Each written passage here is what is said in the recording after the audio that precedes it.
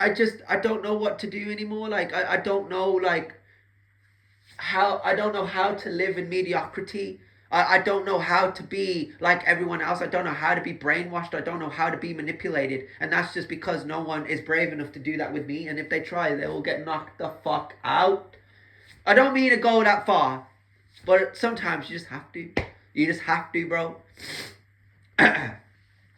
People might mistake me for someone that really cares. They might mistake me for somebody that cared, and I'll go, well, I did. I respected you a lot. I looked up to you or looked over at you, and I just, all I wanted to be was, close to you or your friend, or, ask you for advice, or, And when I got the opportunity to lean on Josh McCarthy, I felt it was late.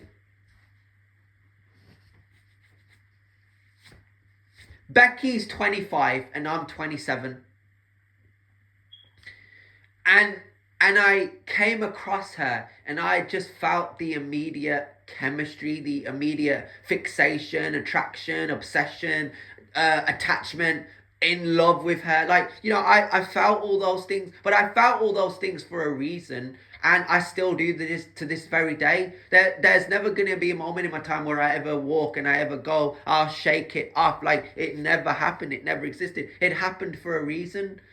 But the only way it's ever going to get better, the only way you're ever going to be the law of attraction and it actually happens, is once you start to realize that I told myself I struggled. I struggled years ago and I don't anymore. I was struggling to live in that shithole. I was struggling to go there and make ends meet with people that didn't give a fuck. And it's mainly due to the fact that people just don't. You can't change them because, like I quoted in 2017, they'll always be the same. You think that you can change a guy that wants to cheat or doesn't have to, but inherently guys just cheat.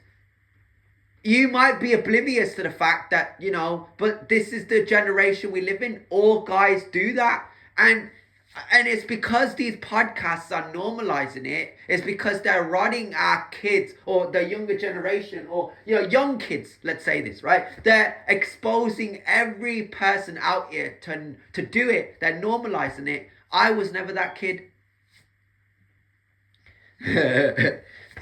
If I was sitting in class and I kept looking over at Emily Owen and she kept looking at me like, this fucking asshole, why did he keep looking over at me? I told him. I fucking told you to fuck off. But she's not saying that to me, bro. She's thinking that in her head, right? She probably did that when I walked over to her and I kissed her and she ran away. She ran off. She didn't want to talk to me after that. She probably swore at me in her head. She probably went, for fuck's sake. And she had every right to. I'm just that guy that was done dirty by several experiences, and I find comfort in knowing that it never changed. I'm just glad that Becky opened my eyes, right? That she just kind of like like that the universe understands me and understands what I need. And that's what I'm trying to say. Like, I believe it. I don't want to believe that low tier people exist or mediocrity exists or, being limited or, believing in limitations is good. Like, I don't ever want to be that guy that lives in mediocrity, that's a bare minimum person. I'm not a bare minimum person. I'm all in, I am. Bare minimum is like, can I explain something to you, right? Before I go. What is the bare minimum? You might want to know yourself. You might go, yo, you've got all the answers. Sometimes I don't. I'm struggling to get these words out because I've got a bit of a sore throat, right? I need to have a couple of warm drinks. So you might be wondering, what is the bare minimum? What's limitations? Limitations are when people go, oh, I just don't give a fuck. I don't want to do this. I don't want to do that. I'll get to it eventually. And they offer you the bare minimum. Your family members they have children, but they're not obliged to keep them in the house, and that's due to the cost of living. Actually, it's not they stop loving you or they stop caring for you or they woke up one morning and realized that you don't belong there. It's the cost of living. And I respect that kids, when they leave their parents' houses, they want more for themselves, like I did.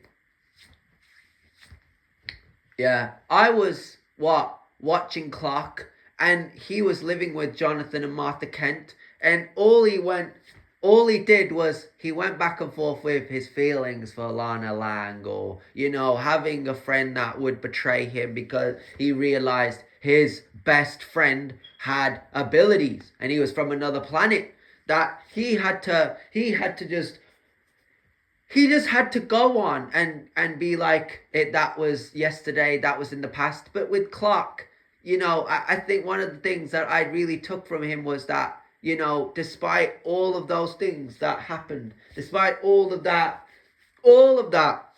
he was still Clark Kent. Nothing like, he's just impressed me. And it's rare in this generation when guys do something that impresses me, then I go follow, subscribe. That I like their character, I like their personality, that I like who they are. I always did, I always do. I think it's important for me to, find something and hold on to it and believe in it. And that's what I really try to do. I tried to be that guy for years. I tried to show people that I was, and it just wasn't working, and that's because of the material that I was given to work with. When there's no material, there's nothing to do. So I have no material left to work with. I'm done with this material, right? There's only so much. There's only so much time.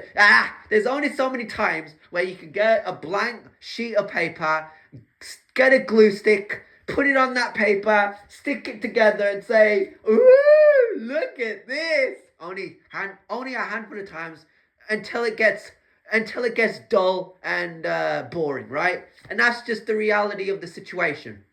That's the reality of the situation. Nobody is ever gonna call me out and go, "Oh my God, this guy, he's riding quad bikes, he's riding go-karts, he's riding dirt bikes, he wants to be taking pictures on motorcycles and cars," and but I'll go, "But are there any bitches? Are there any cunts? Are there any frauds? Any liars?" Right? You can say whatever you want to say. I don't care about having the time of my life.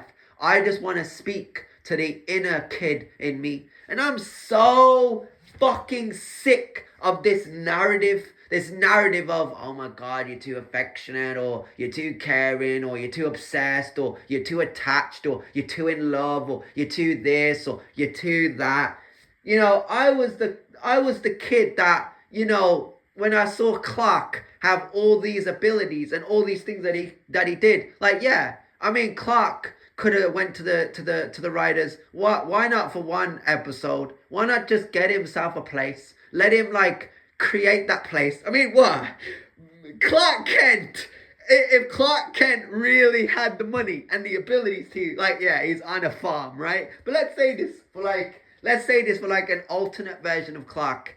Let's say that he could, and he's got super speed. He's got abilities that no normal human being has. I mean, I've seen guys do DIY videos, and I love them, right? I just wish I could do half of those things that those guys do. Like, it requires a lot of concentration, a lot of patience, and it's detrimental for their upbringing because, a lot of these guys are creating environments for their partners, their wives, their children, right? So they have to make these DIY videos for the children, and that's good content for children.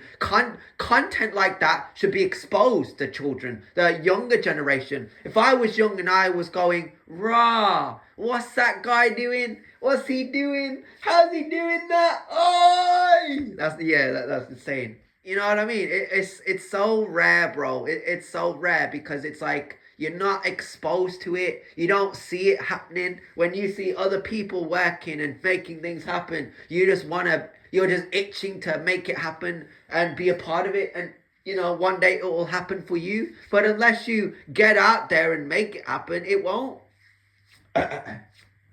And I don't ever think in my life that people will ever take me seriously unless I start making things happen. Until I start making things happen and I get out of this depressing shithole, it ain't ever gonna happen. It ain't ever gonna work. And that's just the reality of the situation. It'd be different. It'd be 10 times different if I was the provider and I had all the money and I made more money and I could multiply my money and I could go, here you go. Yeah, to your partner.